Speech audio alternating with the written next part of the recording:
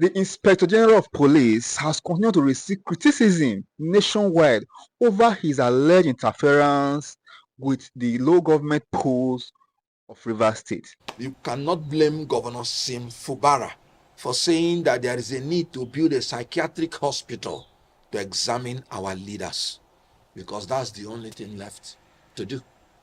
I will describe the situation in Rivers State as a state of madness. Recall that it was reported that the Inspector General of Police was collaborating with some of his boys in the state to cause chaos and disrupt the conduct of that election. One of those Nigerians who has joined his voice to this criticism is Kenneth Okonkwo, a former member and spokesperson of the Labour Party. He has, however, decried and berated the Inspector General of Police for such move, urging the federal government under the leadership of President Bola Ahmed Tinubu to relieve him of his responsibility over such act of misdemeanor. Well, I want to first of all use this opportunity to offer my condolences on Nigerians that were drowned at the River Niger and on the River Niger because of incompetence and corruption of the leaders of this country. Because the laws are very clear. You don't set sail in the middle of the night and then you have a rickety wooden boat that the capacity is 150, but 300 persons without life jackets we are allowed to board such vessel and to travel in the middle of the night. That in itself is a mishap waiting to happen, and it happened. And a lot of people, more than 150, are unaccounted for. Many have died, and a lot more will be recovered dead. That tells you the story of this country. What we are celebrating in this independence is 64 years of madness, because you can't do the same thing over and over again and expect a different result. That is the technical definition of madness. We are celebrating darkness. We are celebrating hardship. We are celebrating hunger. We are celebrating incompetence. We are celebrating corruption. We are celebrating the emergence of kakistocrats and kleptocrats in our government. The government by the worst and the government by compulsive thieves. Now, I give you an example. There is Hurricane Helene buffeting more than 5 states in the United States of America. President Joe Biden, the Vice President Harris, and even the presidential candidate Trump, they are going to these states, commiserating with them, offering their help, providing welfare, providing humanitarian services. But in Nigeria, our own president purportedly is jetting away to enjoy himself in vacation. What do you call that? But you know what? I am going to say this because the media people are not doing this government any service. Rather than telling us the truth that he is unwell, because human beings can fall sick. When we were campaigning, we knew he was unwell. When I was in London, I heard they got him coming out from St. Mary's Hospital. Rather than telling the people the truth that he has gone on medical vacation, that he is unwell and has gone to examine himself in a hospital, so that at least you don't portray him as being insensitive, so that you don't portray him as enjoying while Nigeria is burning. They are saying he has jetted out to enjoy himself. What sane leader will go out to enjoy himself when more than 150 persons have died in a boat mishap? If that is true, then you cannot blame Governor Sim Fubara for saying that there is a need to build a psychiatric hospital to examine our leaders, because that's the only thing left to do. I will describe the situation in Rivers State as a state of madness, and I would describe the conduct as embarrassing. First and foremost, that a PDP will sabotage the government of PDP in Rivers State by purporting they are not going to partake in the election, in the local government election in Rivers State, tells you that PDP now, as presently constituted, is a party of abnormality. And that APC's government cannot do the right thing to encourage Rivers State to conduct its local government election, tells you that APC party, as presently constituted, is an apology. So these two parties have become unapologetically abnormal. And that is what is happening to the Nigerian state. Nigeria has become a nation that is unapologetically abnormal because of the influence of this PDAPC. I said it before that these two parties, they are the two heads of a monster, and we can see what is going on. Let us come into the issue of local government election. First and foremost, if you recall, the last regime of the local government in Rivers State, when their tenure ended, they wanted to extend their tenure through the instrumentality of the House of Assembly. And I was in support that it was illegal. And Governor Fubara wanted to use a caretaker committee to replace them. I was one of the lawyers that said this is illegal and that I do not support Governor Fubara to do that. And Governor Fubara can see that the Supreme Court sided some of us who said that the Constitution is clear on how the local government should be governed. Section 7.1 of the Constitution of the Federal Republic of Nigeria, 1999 as amended, states the system of local government by democratically elected local government councils is under this constitution guaranteed, and every state shall ensure its existence by a law which provides for its establishment, for the structure, for the composition, for the finance and functions. The key phrase is democratically elected. The key statement. Now, the Supreme Court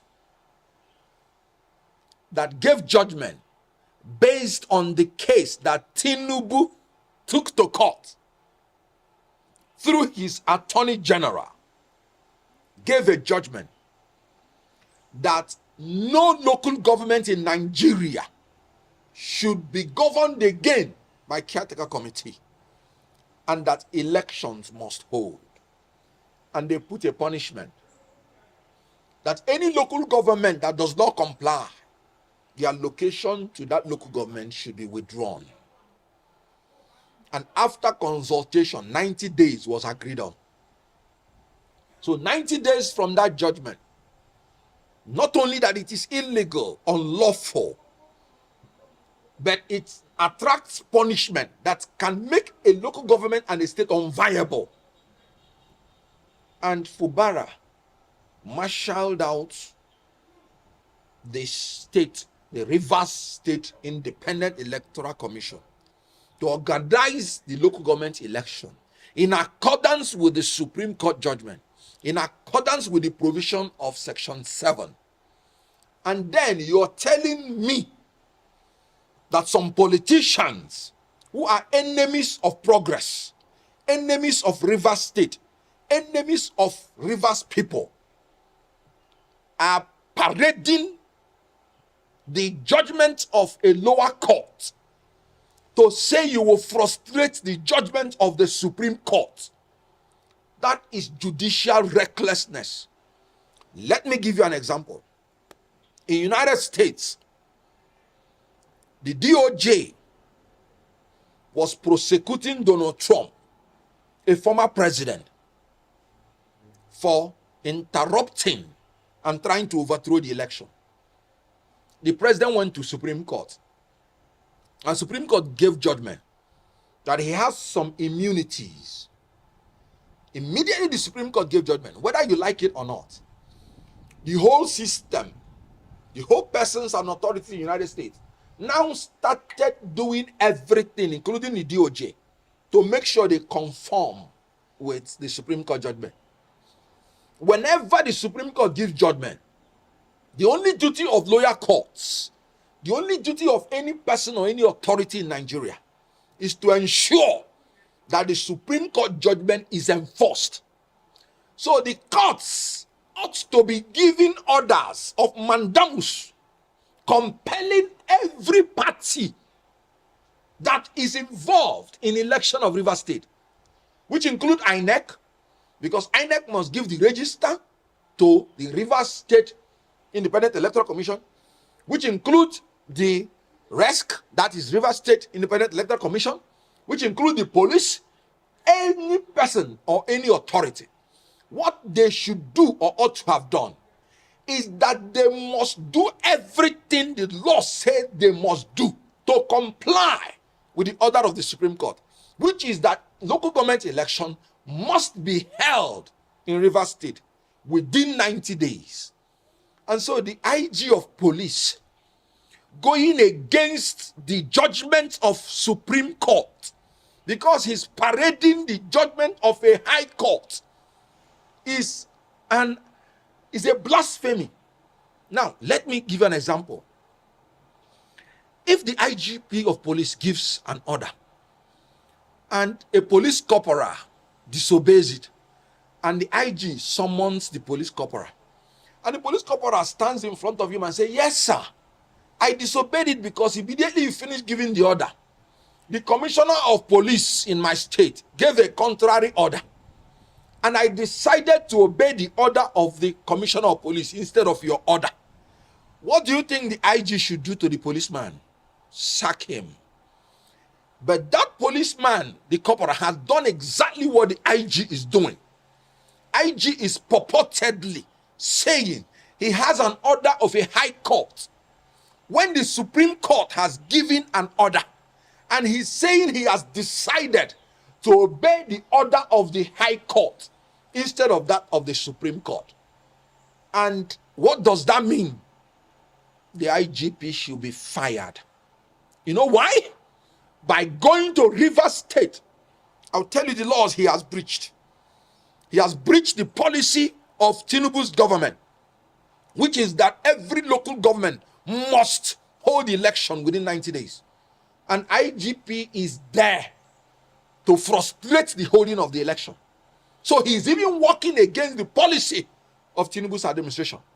It wasn't me that went to court.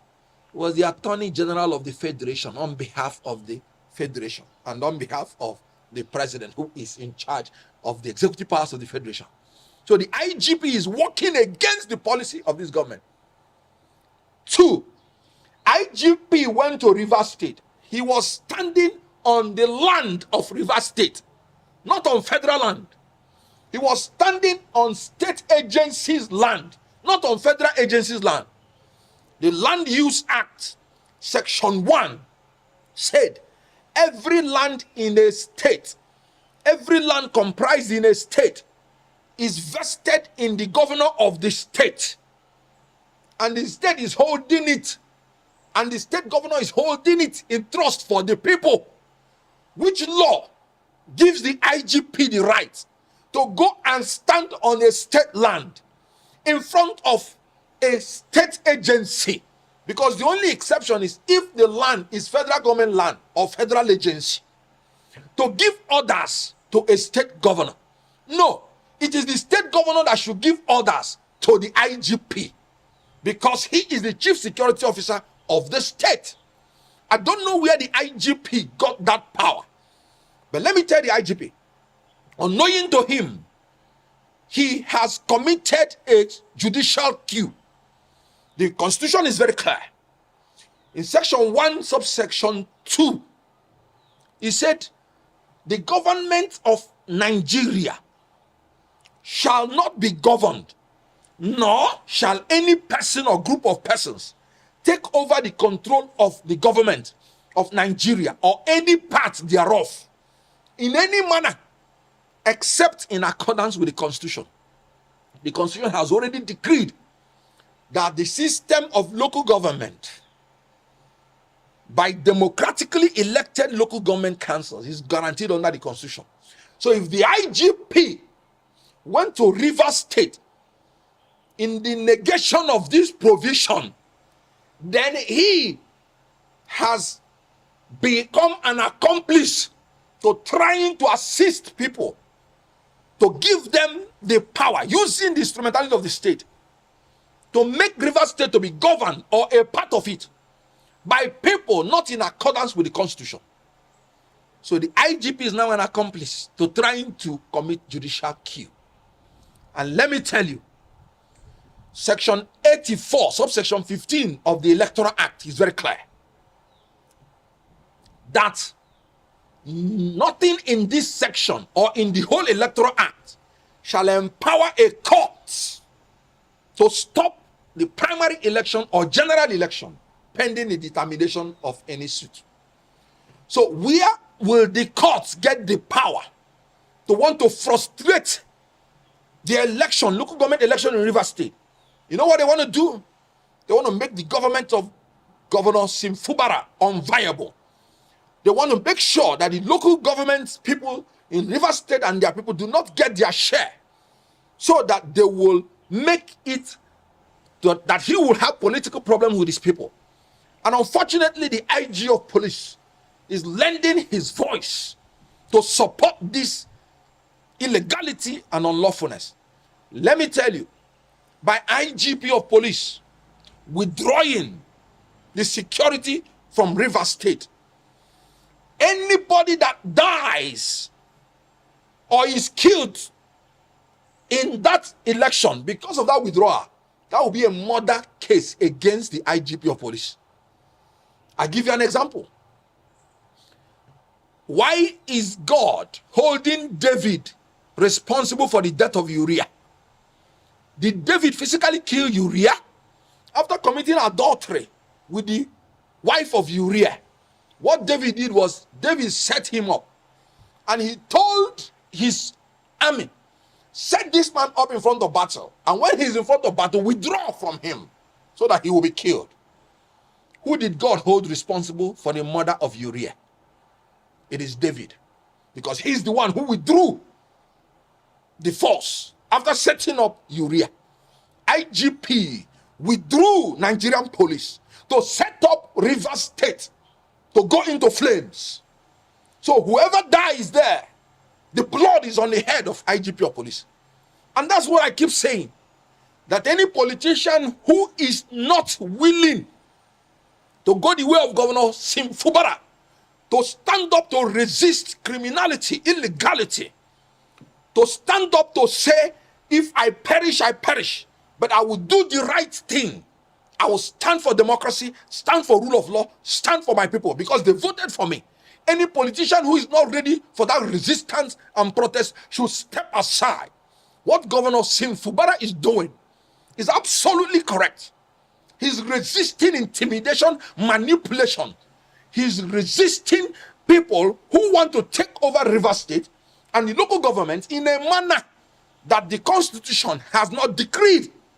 The same people that were shouting that Governor Fubara was governing Rivers State with caretaker committee are the same people that want to frustrate the election. That is how insincere liars operate in government. What they are fighting for is their pocket. It is their positions and power, not the people. And the people must rise up to defend themselves from these leaders. So what Governor Fubara did and is doing is in order, and I support it. What the IGP of police has done is illegal, is ungodly, is criminal. He should apologize to the people of Rivers State, and he must make sure that not even one hair of anybody in Rivers State falls to the ground, because the law is clear. The police is there to maintain law and order. So the police cannot withdraw in any circumstance from any situation that could cause chaos. The police cannot dabble into political issues. IGP is dabbling into political issues. He must withdraw from it, and he must make sure that the orders are maintained in Rivers State. And the chief security officer in Rivers State is Governor Sim Fubara, and his orders should be maintained. And any lawyer, any judge, any court that is not upholding the rule of law should be held responsible and accountable. I've said it that when it comes to electoral jurisprudence, our judges have not lived above board. Let me make it clear that I am embarrassed that a lower court can go against the decision of the Supreme Court, and even in a manner that I believe that Supreme Court is even right. So you can't even be talking about judicial activism, because, okay, let me give you an example. Can you imagine if the 4 years term of this regime is coming to an end, and a court gives an order that the election will not hold? And then I hope the IG of police will remember to go and take the order and say he's stopping people from going to vote on that day. Because electoral bodies are meant to be independent. And the law is that they should not receive any direction or control from anybody. So a court giving an order that election will not hold in Rivers State, knowing it will constitute constitutional crisis, knowing it will deny Rivers State from even its allocation from the federal government, that judge has not upheld the tenets of justice and rule of law. As a lawyer, I cannot support that by any iota of imagination, because the whole idea of interpretation of constitution is to give value to it, not to destroy it. Do you know, in law, if you have a motion, for instance, seeking to destroy the rest, and there is a motion seeking to preserve the rest, even that motion seeking to preserve the rest, even if it came last, it will be treated first. That's the position of the law. Then you have people saying there is a judgment to destroy the rights of the Rivers people to vote. And they are saying there is another judgment that says go and vote. And you're telling me which one will I choose, when there is a superior judgment of the Supreme Court that has settled the matter? Why would they even dabble into it? And they will say the facts are different. What do they mean by that? That is judicial trickishness. That's judicial craftiness and cunning.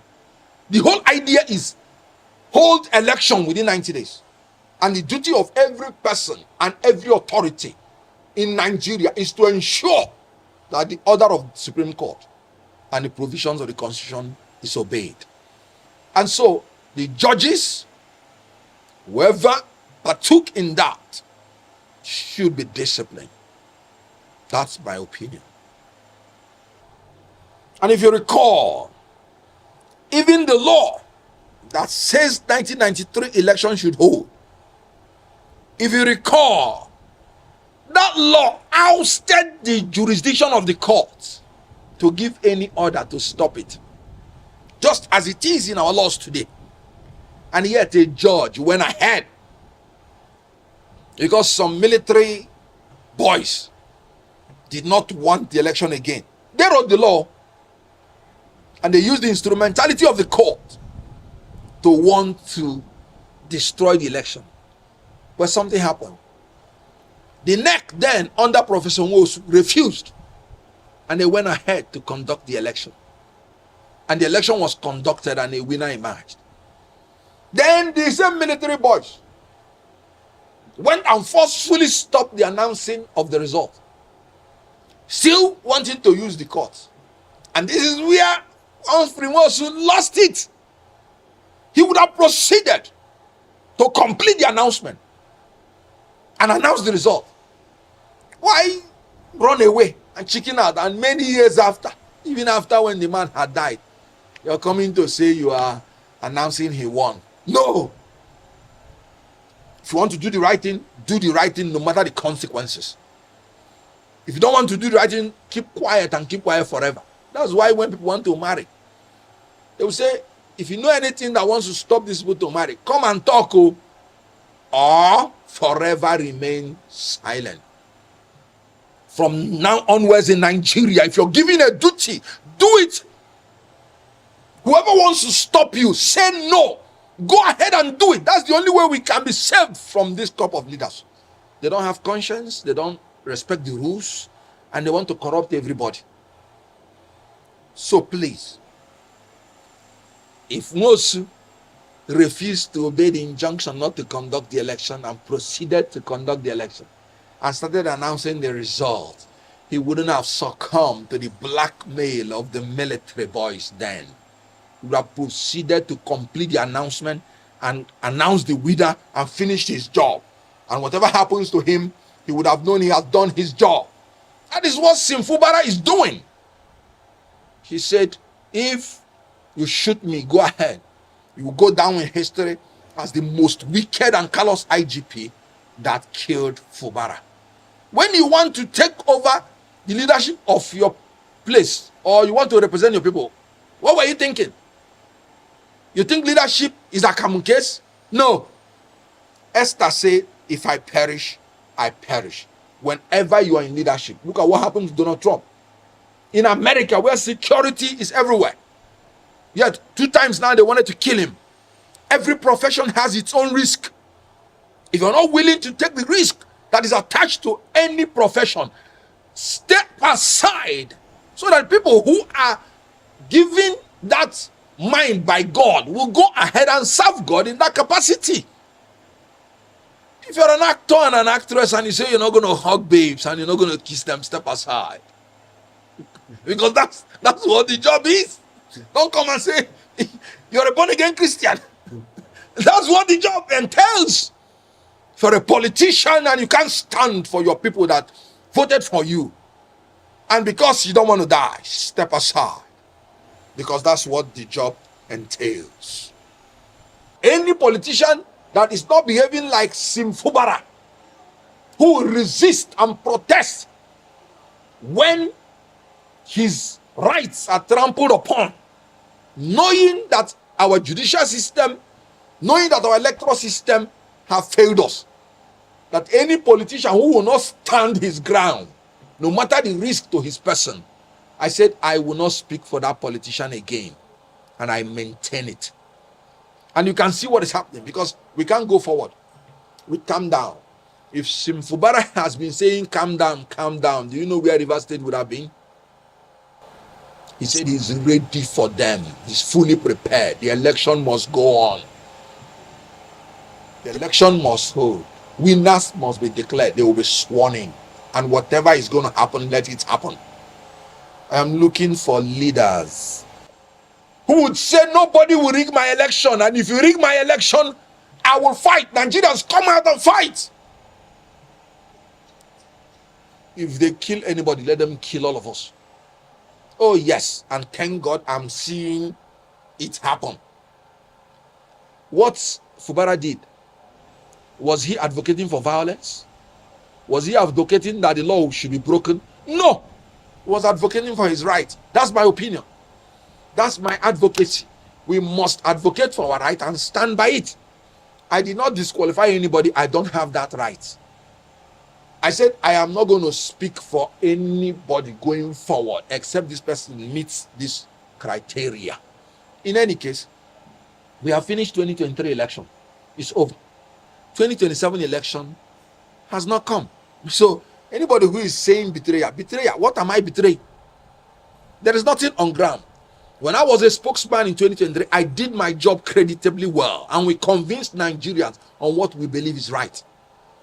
But you can see that in Nigeria, You not only have to have the power to win election, you have to have the power to defend your election. So anybody that does not have that spirit or power to defend the votes in a manner that you would say, whatever happens to me as a person, let it happen, I am not willing to speak any further for the person. So what I just simply said is that going forward, I will no longer be part of this until these fears are addressed. So I did not disqualify anybody. One, I don't have that power. Then two, I am not betraying anybody because I'm still a member of Labour Party. And you can see I'm still fighting that Labour Party should be consolidated because Nigerians are looking for an alternative to these people. But if you want to fight these people who are compulsive thieves and who are the worst amongst us, leading us, according to Senator Ndume, who is part of them, then you have to grow higher and be more aggressive than calm down. That's what I said, and I stand by it. In all honesty, I would have said we don't. But because I'm a student of theology, I would not say so. Because when Elijah thought he was the only person that was worshiping God, God said, no, you're not the only person. There are more than 7,000 persons like you still in that country that have not done anything evil. I know them. So the only thing we have to do in this country, we must not be sentimentally attached to anybody, any politician. We must not be loyal to political parties or politicians.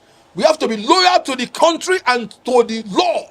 And if any law is unjust, we have to fight the law. If anybody is doing anything illegal, no matter who the person is, we have to fight the person. So in Nigeria, we must create the environment so that those 7,000 that we do not know who are leaders will be able to begin to emerge. If the good ones keep quiet, they will never emerge. When people say people are selling their votes, you know why they are selling their votes? Because they believe that even if they vote their conscience, it will not count. Not because they want to be corrupt. They saw what happened in 2023. I was an active participant in that election of 2023. They did not sell their votes. But after, it did not count. So they'll be like, why would I go and say I'm voting for my conscience when it will not count? If I'm going to take this money, at least it will be what I gain. So if we don't fight, we are making the people that want to do the right thing to even lose confidence. That is why we must have to rise up to defend democracy.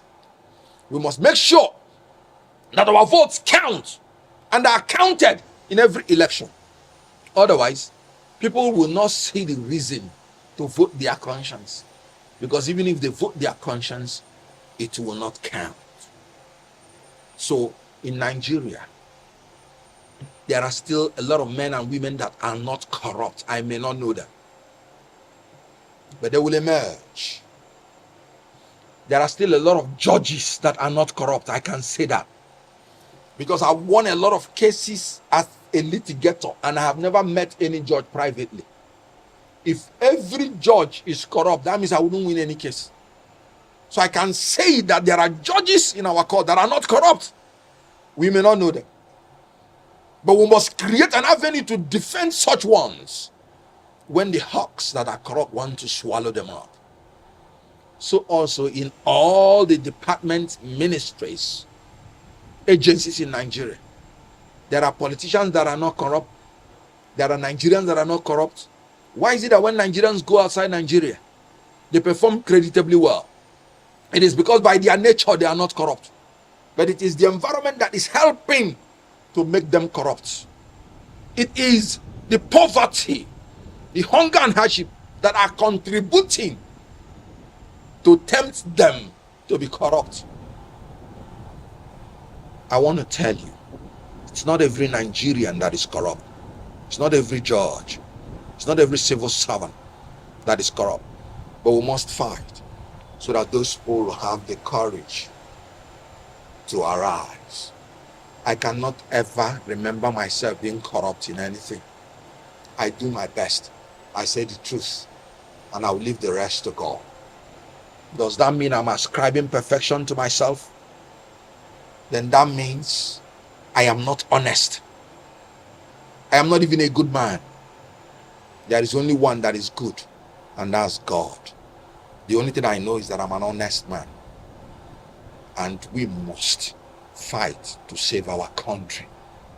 We are now at the edge of a precipice, and every Nigerian should not keep quiet. We must fight for our country. We don't have any other country. What Alex Oti did was purely legal by the constitution of the Labour Party.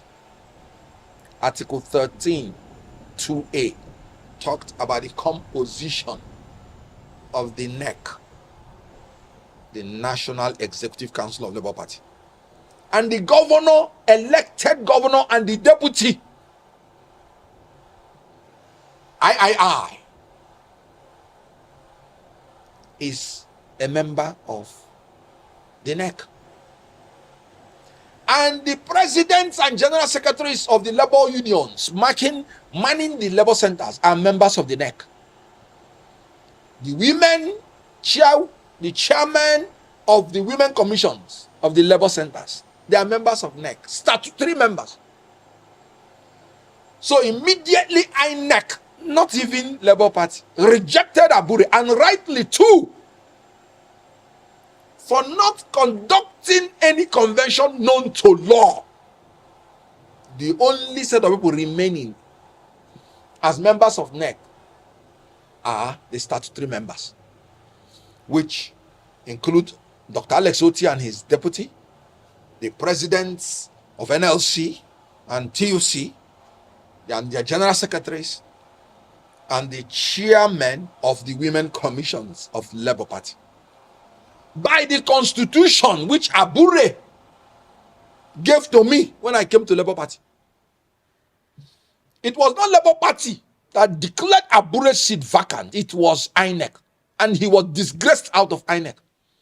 And Labour Party has always insisted that there will be a party of rule of law, because Article 8C is very clear that the aim and objective of Labour Party is to create a new Nigerian personality that is altruistic, that is patriotic, and that is committed to rule of law and due process in all spheres of our national life. And so that's why we're fighting, and I will continue to fight that the right thing should be done. Abure did not conduct any convention. Can you imagine? I said I was not even aware that a convention was going on. And do you know what? They missed the point. At least INEC has a bragging right now that it is more honest than some group of people in Nigeria. INEC can now claim that at least it is more honest than the Abure-led, expired Abure-led NWC of Labour Party. They did not give any notice known to law to INEC. First of all, they say they gave a notice by December for a convention that will hold by March. The question is, which notice? They say they gave a notice to INEC about a purported convention that will hold in Umuahia in a different date. Please, did Abure and his cohorts hold any convention in Umuahia? Good. Does that not invalidate it? They say they gave another notice for one convention that will hold in Edo. Please, was there any convention held in Edo? The only notice they are saying they gave to INEC for a purported convention held in Nnewi was 6 days to the time. That was when INEC received it. Please tell me any law that says you will give notice to INEC for 6 days to hold any convention. And the law is clear by section 82.5 that any convention without such valid notice is invalid. That's the law. Apart from that, it's an insult to INEC that you're giving INEC 5 notices for a convention, and all of them are speaking of different things. You know the danger in that, if INEC accepts it, there are about 18 political parties If each party will be giving INEC 5 notices for a convention and they accepted it as normal, they would have about 90 notices to treat. And then 6 days to the time. Let us assume you told INEC you're going to have your convention in Sokoto. And they mobilized everything waiting for you to have it in Sokoto. Okay, let me even give you an example. If you said you are going to have your convention in Abuja, and they mobilized their people, with the cost of fuel now, they can just trek from their office to Abuja. And they have done everything like that, not allocating money for flight, not allocating money, then a day to the time. Because once you accept, you will accept for 6 days, which the law does not permit. That means somebody can come a day to the time. So a day to the time, you come to INEC and say, no, you've changed your notice. It is not going to be in Sokoto. And it might be in a town close to Niger Republic, where they will need to mobilize their people in terms of flight, in terms of accommodation, in terms of everything. If you allow INEC to allow the illegality that Abure and his colleagues perpetrated to stand, then INEC has opened itself to such illegality that 18 other parties will be exploiting it, and they will cite that one as precedence. INEC did the right thing by making it clear that Abure did not organize any convention known to law. But here is another thing. Convention is for the members of Labour Party. It's not for INEC. Can Abure and his colleagues tell the world where any one notice was given to the members of Labour Party that there's a convention?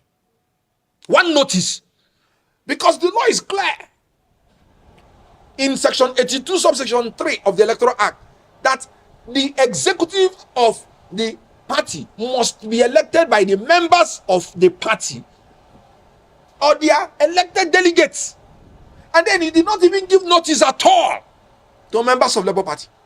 At all. No media house announced it. So it's not even INEC. INEC's own is to come and monitor. But the people that ought to be the ones to conduct convention, to vote in the convention, are the members of the party or the elected delegates. Nothing like that happened. So are you trying to say that a president will now be created in Nigeria where people will not involve the members of a political party, and they will come out and announce themselves that they are leaders of that party, and you say it will be allowed to stand? That's another madness. Abure had an agreement with all the stakeholders that he was going to organize an all-inclusive convention. He did not do it. The law says that he should step aside because his regime is over. The members of the Labour Party did not vote. Will it surprise you to note that Labour Party does not have any executive at any level? Not at ward level, not at local government level, not at state level, not at the national level. And somebody is claiming to be the national chairman, and he has been there for years. If you're a member of that party, if you're supporting such a person, are you not insane? Whoever is supporting Abure and his cohorts, that person is insane. Governor Fubara's psychiatric hospital should be recommended for that person. No, how can you come and you're supporting an executive that did not even say you're a human being, that did not even invite you? Have you ever seen a national convention where none of the posts, none was contested for? None. In the so-called convention, no position was contested for. Can you imagine? The national chairman seat, nobody contested for it. The journalists were not allowed to come in to see people voting. Do you call that convention? There was no convention at all in the eyes of the law. And INEC simply said, there was no convention. We don't have any report. We were not invited in a manner known to law. And members of the Labour Party, including me, he said, I was not aware. I saw it on the social media. And it is true. And I was a spokesperson. No, will I be telling myself the truth if I ever support such a convention? What mouth will I use to condemn another political party? At least the difference is that in the Labour Party we are fighting. And we will win. because the victory of good over evil is settled. So in Labour Party, what Alex Otti did, and that appointment of Nenadi Usman and Dalitin Wokocha, is purely according to the constitution of Labour Party. Because when the NWC expired and INEC accepted it, then the legitimate members of the NEC, which are 33 members, met as NEC, and the Labour Party constitution gave them the right to appoint the executives of the NWC in between conventions.